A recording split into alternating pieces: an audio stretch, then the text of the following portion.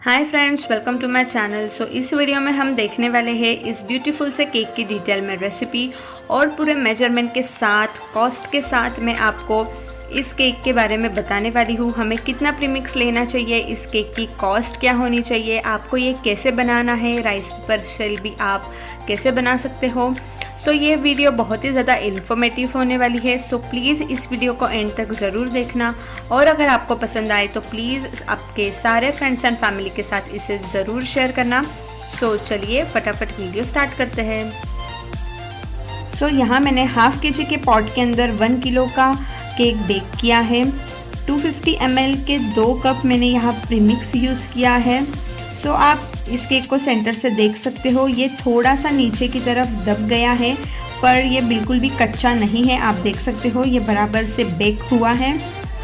इस केक को मुझे थोड़ी सी हाइट चाहिए थी, बिल्कुल थोड़ी वाली, इसलिए मैंने 1 kg प्रीमिक्स लेकर इसे हाफ kg पॉट के अंदर बेक किया है। आज मुझे और 2 केक की ऑर्डर थी, इसलिए इस बकेट के अंदर आपको पहले से ही थोड़ी सी लाइट येलो कलर की क्रीम दिख रही होगी। उसी के अंदर मैंने और थोड़ी व्हिप क्रीम ऐड की है। यहाँ मैं यूज़ कर रही हूँ रिच किसन व्हिप क्रीम। इसे अच्छे से हमें बीट कर लेना है। फ्रेंड्स, अब हम करते हैं हमारी केक कटिंग की प्रोसेस। यूजुअली हम हाफ केजी केक में 2 कट्स लगाते हैं, जिससे हमारे 3 केक के पार्ट्स हो जाते हैं। इस केक को हमें लगाने हैं 3 कट्स, तो ये केक हमारा होगा 4 पार्ट्स में कट। आप देख सकते हो ये केक सेंटर में से बिल्कुल भी कच्चा नहीं है, बस ये सेंटर से थोड़ा दब गया है, पर इससे कोई प्रॉब्लम नहीं होगी हमारे केक बनाने में। मैंने मेरे सारे प्रीवियस वीडियो में आप केक कैसे बेक कर सकते हो, केक को कैसे कट करना है, व्हिप क्रीम को कैसे बीट करना है, ये सारी बातें मैंने आपको प्रीवियस वीडियो में डिटेल में बताई है। आप प्लीज़ जाकर प्रीवियस वीडियो देख लेना। अब मैं यहाँ लगा रही हूँ हमारे केक बोर्ड के ऊपर थोड़ी सी क्रीम। ऐसा करने से हमारा केक सेंटर से नहीं हिलता है। केक का एक स्लाइस लेकर उसे मैं अब यहाँ अच्छे से शुगर सिरप से सोक कर रही हूँ। ये केक मैंने 1 नाइट बिफोर ही बेक करके रखा था। अगर आप लोग भी ऐसा करते हो तो एक बात का ध्यान रखना, ऐसा करने से हमें शुगर सिरप थोड़ा ज़्यादा लगता है केक सोक करने में, क्योंकि वो केक थोड़ा सा ड्राई हो जाता है। केक स्लाइस पर इस तरह से हमें थोड़ी सी क्रीम डालकर पैलेट नाइफ की हेल्प से उसे इस तरह से अच्छे से स्प्रेड कर लेना है। और जो भी फ्लेवर में आप केक बनाना चाहते हो उस फ्लेवर का क्रश आपको यहाँ यूज़ करना है। अभी मैंने यहाँ यूज़ किया है मानामा का पाइनएप्पल क्रश। केक बेक करते वक्त जो ऊपर डोम शेप आ जाता है वो वाला स्लाइस हमें ऑलवेज केक के सेंटर में रखना चाहिए। आज मैंने यहाँ यूज़ किया है शुगर सिरप। अगर आपको ज़्यादा मीठा नहीं पसंद होगा, या फिर आप बटरस्कॉच केक बना रहे हो या फिर चॉकलेट केक बना रहे हो, इस टाइप के जो केक होते हैं वो बहुत ज़्यादा स्वीट लगते हैं, इसलिए आप उसके अंदर प्लेन वाटर भी यूज़ कर सकते हो। आप और किस टाइप के वीडियोस देखना पसंद करोगे, आपको और कौन सा केक सीखना है, ये प्लीज़ मुझे कमेंट करके ज़रूर बताना। उस पर मैं वीडियो बनाने का ज़रूर ट्राई करूँगी। फ्रेंड्स, अब जो सबसे लास्ट वाला लेयर होता है वो मैंने रखा है सबसे ऊपर, क्योंकि वो लेयर बहुत ज़्यादा प्लेन होता है। इससे हमारे केक को प्रॉपर शेप आने में हेल्प होती है। अब मैं यहाँ कर रही हूँ हमारे केक को क्रम कोट। आपको इस तरह से थोड़ी सी क्रीम लेके उसे बस केक के ऊपर स्प्रेड कर देना है। आपको ज़्यादा क्रीम बिल्कुल भी नहीं लगानी है, बस जो हमारा ब्रेड दिख रहा है उस पर हमें बिल्कुल हल्की हल्की क्रीम अप्लाई करनी है। क्रम कोट की स्टेप बहुत ज़्यादा इम्पॉर्टेंट होती है, बहुत लोग इसे स्किप कर देते हैं, तो ये स्टेप आपको बिल्कुल भी स्किप नहीं करनी है। क्रम कोट होने के बाद हमें हमारे केक को 15 मिनट के लिए फ्रीज में अच्छे से सेट होने देना है। अगर हम केक को सेट होने नहीं देते हैं तो इससे हमारा केक हिलता है और उसका शेप बिगड़ जाता है, और बहुत बार ऐसा होता है कि हमारा केक नीचे गिर भी जाता है। ऐसी गलती ना हो, इसलिए आप केक को ऑलवेज 15 से 10 मिनट के लिए फ्रीज में सेट होने के लिए रख दिया करो।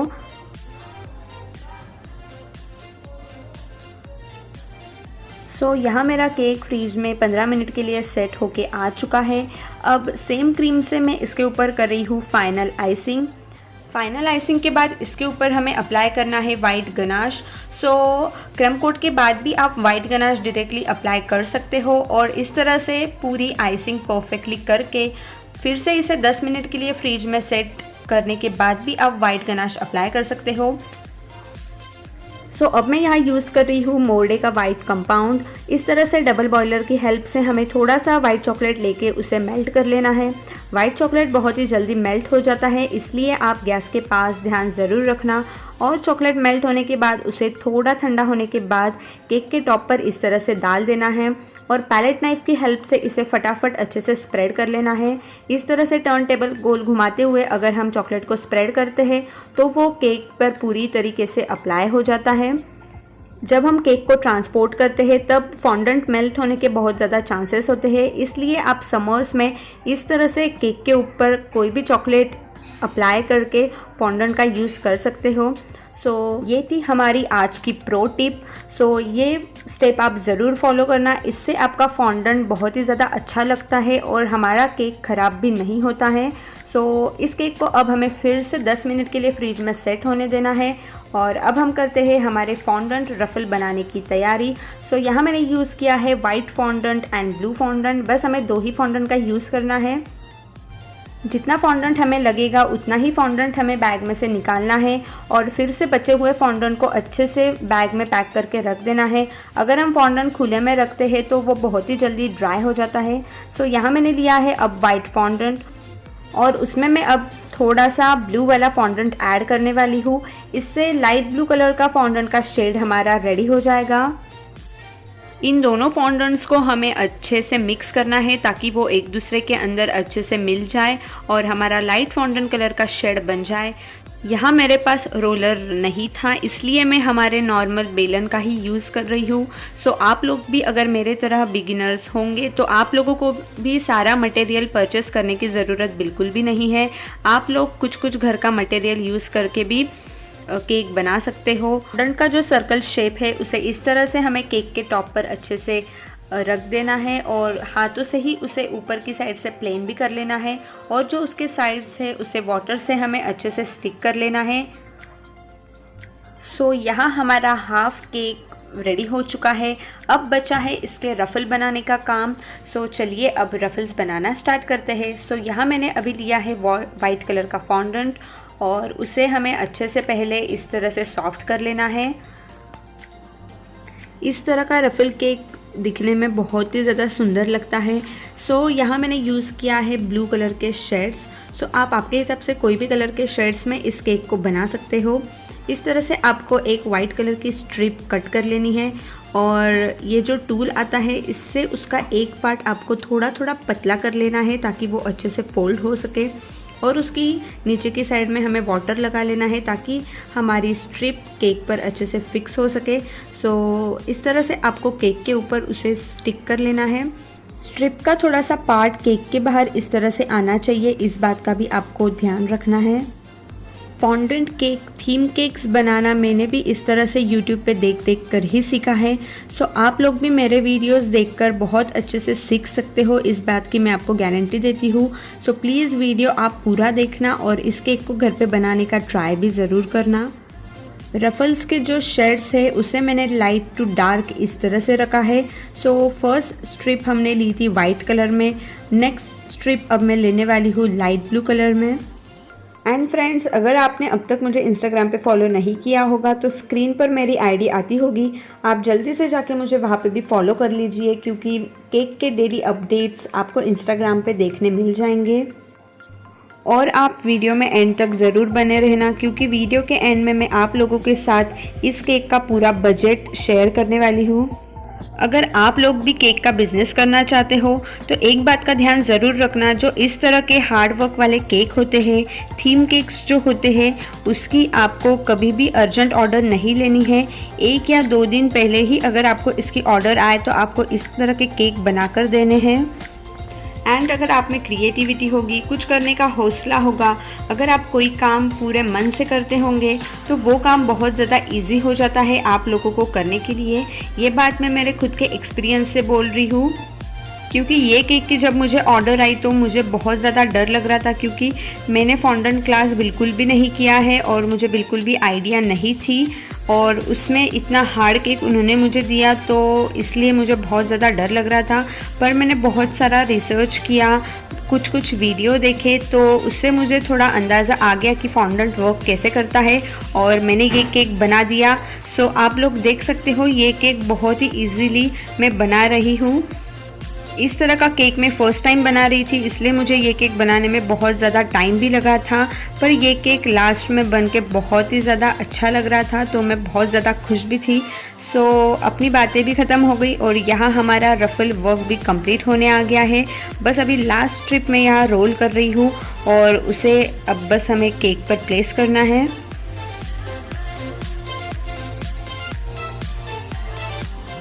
रफ़ल्स के बॉर्डर पर मुझे करना है गोल्डन इफ़ेक्ट, सो इसलिए जो गोल्डन डस्ट आता है वही मैंने लिया है और उसके अंदर थोड़ा सा पानी ऐड करके ब्रश की हेल्प से मैं रफ़ल्स के बॉर्डर्स पर उसे लगा ले रही हूँ। ये स्टेप टोटली ऑप्शनल है, अगर आप करना चाहो तो इसे करना, अदरवाइज़ आप इसे स्किप भी कर सकते हो। पर गोल्डन बॉर्डर से इस केक का लुक बहुत ही ज़्यादा अच्छा भी लग रहा था।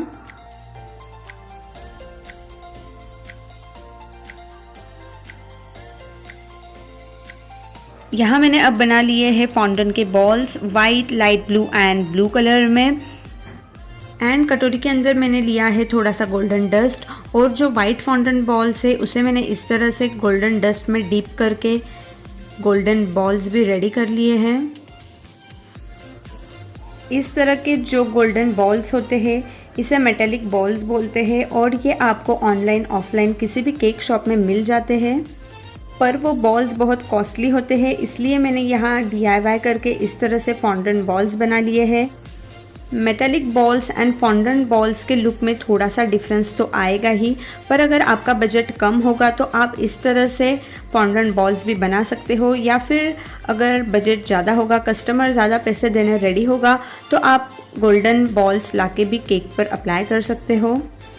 बॉल्स को टूथपिक की हेल्प से इस तरह से हमें केक के अंदर इंसर्ट करना है।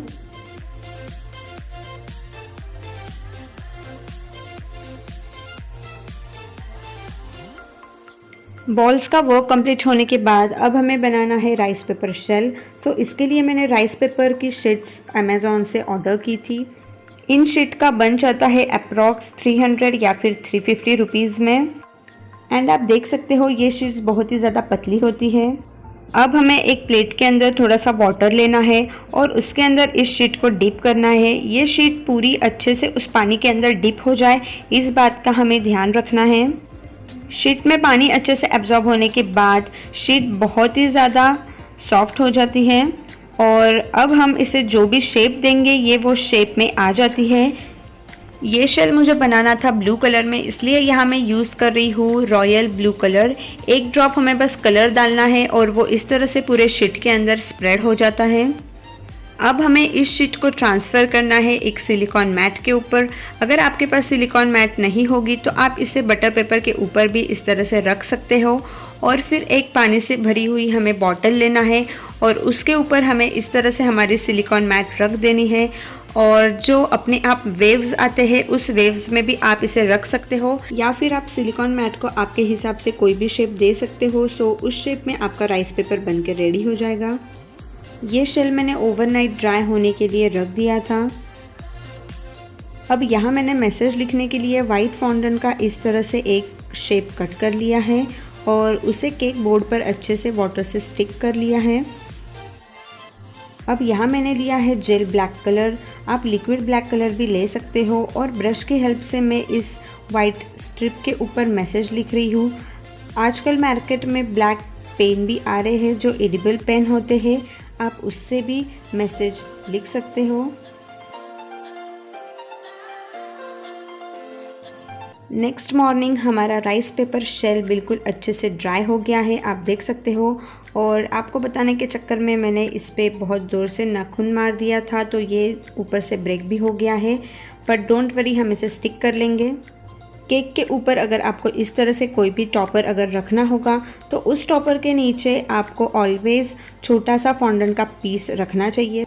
सो यहाँ मैंने लिया है एक छोटा सा फॉन्डेंट का पीस और उसके बॉटम में वाटर अप्लाई करके उसे केक पर स्टिक कर लिया है और उसके ऊपर भी वाटर अप्लाई करके उसके ऊपर यहाँ मैंने स्टिक किया है हमारा राइस पेपर शेल और ये बहुत अच्छे से स्टिक भी हो गया है। और जो गोल्डन लिक्विड हमने बनाया था उसे ही मैं ब्रश की हेल्प से राइस पेपर की बॉर्डर पर भी अप्लाई कर रही हूँ। सो फ्रेंड्स, अब मैं आपको इस केक का बजट बताती हूँ। अगर आप न्यू होम बेकर हो तो आपको ये बजट बहुत ही ज़्यादा काम में आएगा। सो यहाँ मैंने यूज़ किया है 400 ग्राम वेनिला प्रीमिक्स जो मुझे गिरता है 60 रुपीज़ में।